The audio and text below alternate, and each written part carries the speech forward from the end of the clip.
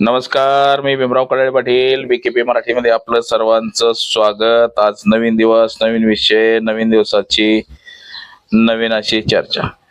आज चर्चा घेऊन आलोय म्हणजे बघा, अजित पवार यांच्या विमान अपघाताला जवळपास 20 दिवस उलटलेले आहेत, परंतु अजून एकाही आरोपीला अटक केली नाही. तर दुसरी गोष्ट, त्या कंपनीवरती साधी FIR सुद्धा दाखल करण्यात आलेली आहे. म्हणजे निष्काळजीपणाचा म्हणा किंवा काय म्हणा, काहीही दाखल करण्यात आलेलं नाही.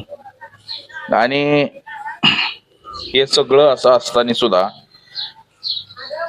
आता अशी चर्चा सुरू झाली की अजित पवारांची हत्या करण्यात आली होती की काय. म्हणजे सीट बेल्ट बांधलेला होता.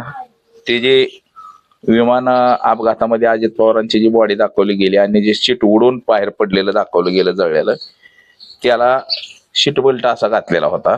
म्हणजे त्याच्यावर तर्क आता लढवायला सुरुवात झालेली आहे. रोहित पवार असेल, अमोल मिटकरी, ह्या सगळ्यांचं एकच म्हणणं येतंय की बाबा आता अजित पवारांची हत्या करून विमानात बसवलं होतं की काय सीट बेल्ट लावून. त्यातच जे पायलट आहेत इतर, हे पायलट सुद्धा कुठं गायब झाले ते, त्याचं सुद्धा अजून काही सापडलेलं नाही. असं आता रोहित पवार ह्याच्यामध्ये आता राज ठाकरेंनी सुद्धा उडी घेतलेले. राज ठाकरेंनी सुद्धा सांगितलेलं आहे की बाबा आता हे प्रकरण गंभीर वळणावरती गेलेलं आहे.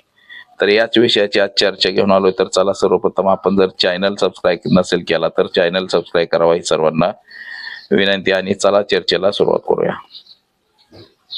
महाराष्ट्र राज्याचे उपमुख्यमंत्री अजित पवार यांचं 28 तारखेला बारामतीच्या विमानतळावरती अपघाती निधन झालं. आणि त्या अपघाताची चर्चा देशभर नव्हे तर जगात पोचली की VSR विमान कंपनीच्या विमानातून अजित पवारांचं निधन झालं, विमानाचा अपघात झाला. ही विमान कंपनी इतर देशामध्ये बॅन करण्यात आलेली आहे, मात्र महाराष्ट्रामध्ये ती विमान कंपनी सुरू आहे, देशामध्ये सुरू आहे.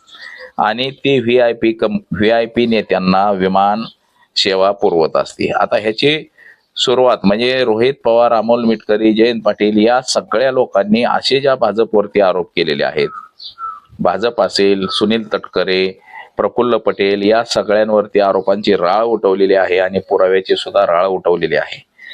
आता हे विमान अपघात प्रकरणी मुंबईमध्ये गुन्हा दाखल करण्यासाठी रोहित पवार हे स्वतः राष्ट्रवादीच्या सगळ्या नेत्यांसहित उपस्थित होते, परंतु पोलिसांनी गुन्हा दाखल करून घेतला नाही. तसंच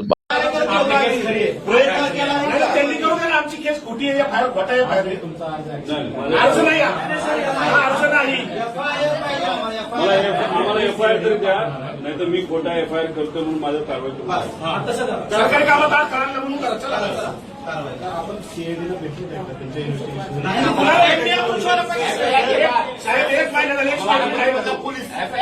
साहेब एक महिना झाला एक स्टेटमेंट तरी आले CID आम्हाला सांगा. CID बरोबर मला माहित नसेल कोणाला बोलवलं CID नाही. त्याचा रोहित सिंग अमेरिकेत जाऊन आला, तो दिल्लीत येऊन बसला, CID त्याला अजून नाही बोलवलं. VK सिंग जो मालक आहे त्याला अजूनपर्यंत बोलवलं नाही. त्याच्याबरोबर मेंटेनन्स करणारा महाराष्ट्रात बसणारा जो त्यांचा माणूस आहे त्यालाही अजून बोलवलं नाही. CCTV बद्दल फक्त इथले गोळा केल्यानं त्यांनी आम्हाला काल. त्यानंतर तिथं जो जे 2 येणार होते कॅप्टन पायलट, ते अचानक कॅन्सल झाले. का झाले त्यांना अजूनपर्यंत बोलवलं नाही, त्यांना नोटीस नाही. आणि DGCच्या कोणत्या अधिकाऱ्यांनी मंजुरी दिली याला? आणि हे आमच्या लेवलला आम्हाला कळलेलं माहिती. आता पब्लिकला तर काहीच माहित नाही.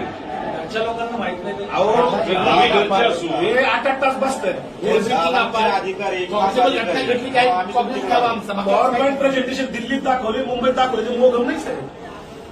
आणि ठीक आहे, मी प्रेझेंटेशन केलं, चुका केल्या त्याला VSR कंपनी जी आहे त्याचे आणि त्या DGC जी पार्टी आहे त्याचे जे प्रमुख आहेत त्यांचं कमर्शियल रिलेशनशिप आहे. मग म्हणून मी VSR ला वाचवत आहे. VSR ला म्हणून वाचवत आहे आणि मग आमचं म्हणलं तुम्ही त्याच्या VSR विरोधात FIR घेत नाही, तुम्ही सुद्धा वाचवा. आणि चालू तपास जे सांगताल तुम्ही साहेब त्याच्यामध्ये अँगल कोणता आहे? अपघात आणि टेक्निकल. क्रिमिनल चौकशी कोण करतं? 5 लोकांच्या मृत्यूची आमची एफआयआर बोर्ड झाली, आमच्या एवढं मृत्यू, बाकी आमचं काही पण नाही. सिंपल एकदम 5 लोक मयत झाले एका ऍक्सिडेंटमध्ये, आमची ऍक्सिडेंटची एफआयआर आणि आमची FIR कुठे तपासामध्ये काही होते पुढे. बारामतीमध्ये सुद्धा बारामती विमानतळ ज्या पोलीस स्टेशनच्या हद्दीत आहे MIDC पोलीस स्टेशन, त्या ठिकाणी सुद्धा गुन्हा दाखल करण्यासाठी अजित पवार आणि राष्ट्रवादीचे सगळे कार्यकर्ते त्या ठिकाणी पोहोचले, परंतु तिथं सुद्धा गुन्हा दाखल करून घेण्यास टाळाटाळ करण्यात आली आणि तेव्हापासून या प्रकरणाला आता नवनवीन वळण लागलेलं आहे.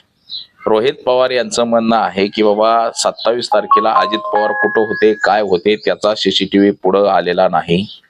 CCTV फुटेज आम्हाला द्या. म्हणजे 27 तारखेपासून अजित दादा कुठं होते, त्याचबरोबर ते देवगिरी बंगल्यावरून जे निघाले आणि विमानात जाऊन बसले त्याचा CCTV द्या. तसंच बारामती विमानतळाच्या आजूबाजूचे जे CCTV परिसर आहे तिथला किंवा विमानतळावरचा CCTV आहे, या CCTV ठिकाणचे सुद्धा आम्हाला CCTV मिळावे असे माहिती अधिकारामध्ये माहिती मागण्यात आलेली आहे, परंतु ती सुद्धा माहिती देण्यास नकार दिलेला आहे संबंधित विभागानं. आणि बघा आता तेव्हापासून या प्रकरणामध्ये फार असे गंभीर आरोप होताना आपल्याला दिसायला लागलेले आहेत. म्हणजे पोलीस स्टेशन मध्ये गेले बघा, आता हे पोलीस स्टेशनचं तुम्हाला दाखवले.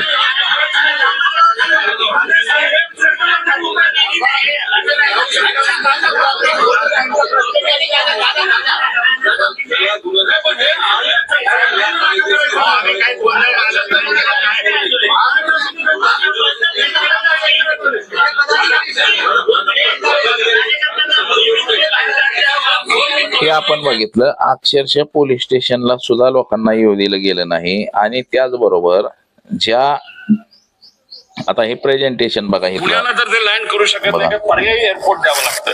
ते पुणे देऊ शकत नाही कारण का तिथे डिफेन्सचं फ्लाइंग सकाळी होतंय. त्यानंतर मग त्याला सोलापूर देता येत नाही, त्यात सुद्धा अडचण आहे. त्याला जर दुसरं कुठलं तरी द्यायचं असेल तर ते फक्त चिपी एअरपोर्ट देऊ शकतात, पण ते पण नाही कारण त्यावेळेस तिथं धोका असू शकतात. पण असेल तर कुठलं तर मुंबईच असेल. त्यामुळे ते उगाच तुम्ही जो फेरफटका मारला तो न मारता अंदाज घेऊन 3000ची विजिबिलिटी जी 5000 पेक्षा कमी आहे. 5000 हे DGCAचं नॉर्म आहे. एक तर तुम्ही उडायला नव्हतं पाहिजे, हा आमचा मुद्दा आहे. आणि उडला तरी लँड करण्याचा प्रयत्न तिथे केला नाही पाहिजे. तुम्हाला परत मुंबईला यावं लागलं असतं. आणि पण फ्युल भरलं होतं, आत अधिकचे टँक होते असं आमचं मत आहे. आणि त्याच्यात परत जाण्यापेक्षा डायरेक्ट हे विमान खाली आदळण्यात आलं, हे मुद्दामून आदळण्यात आलं असं आम्हाला आता त्या ठिकाणी वाटायला लागले. पुण्याला तर ते लँड करू शकत बघा. आता हे आरोप आहेत रोहित पवारांचे. आता ह्याच्यामध्ये राज ठाकरे सुद्धा सगळ्या गोष्टी सांगितल्या.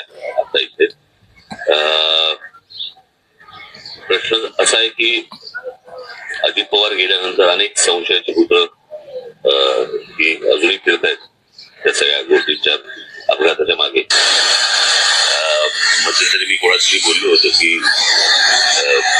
अपघात धोक्याने झाला का धोक्याने झाला महाराष्ट्राला समजत नाही. आणि अशा सगळ्या परिस्थितीमध्ये त्यांनी मला येऊन सगळ्या त्या टेक्निकल गोष्टी सांगितल्या ज्या त्यांनी पत्रकार परिषदेमध्ये पण सांगितल्या होत्या. मला त्या सगळ्या त्यांच्या बोलण्यातनं मला फक्त एकच गोष्ट जाणवली आणि ती म्हणजे त्यांनी 3 ठिकाणी FIR करण्याचा प्रयत्न केला. 3 ठिकाणी FIR करण्याचा प्रयत्न केल्यानंतर 3ही ठिकाणी सरकारकडनं FIR घेतली गेली नाही. म्हणजे त्या पोलीस स्टेशनला सांगितलं गेलं की FIR घ्यायची नाही. मला इथेच जास्ती मला संशयाची सुई ज्याला आपण म्हणतो की किंवा इथे सरकारला असं का वाटतंय किंवा पोलीस स्टेशनला का घेऊ देत नाही.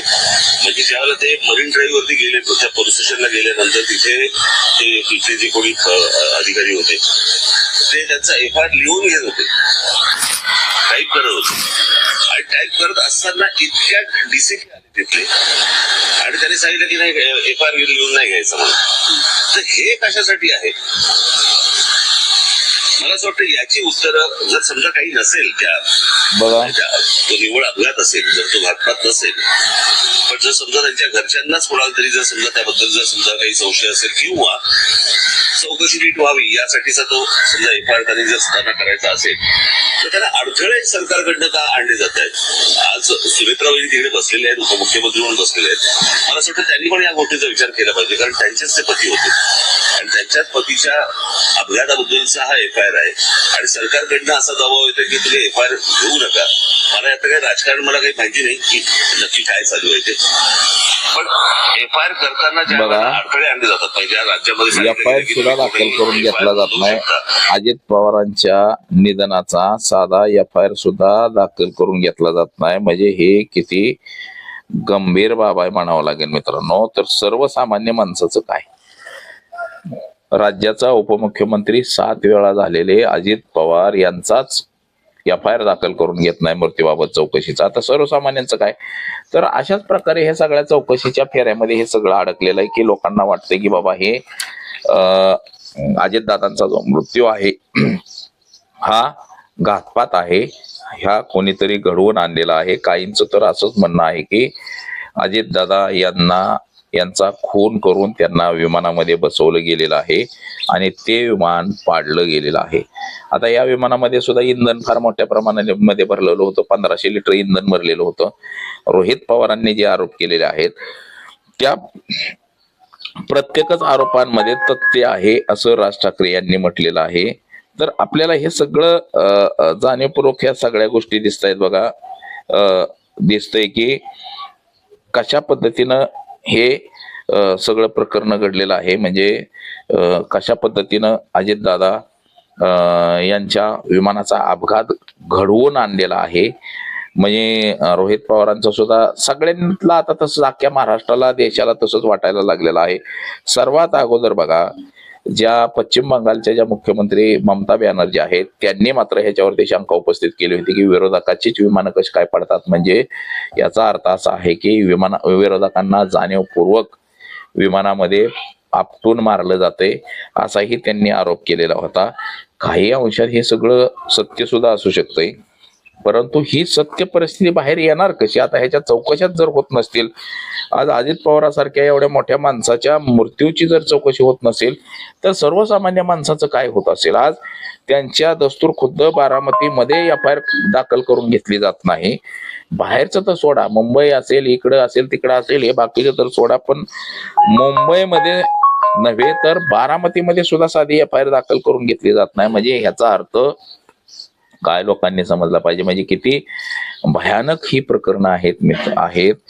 तर अजित पवार हे 27 तारखेला मुंबईच्या देवगिरी बंगल्यावरती होते असं सांगितलं जात होतं, परंतु त्याचा CCTV बाहेर आलेला नाही.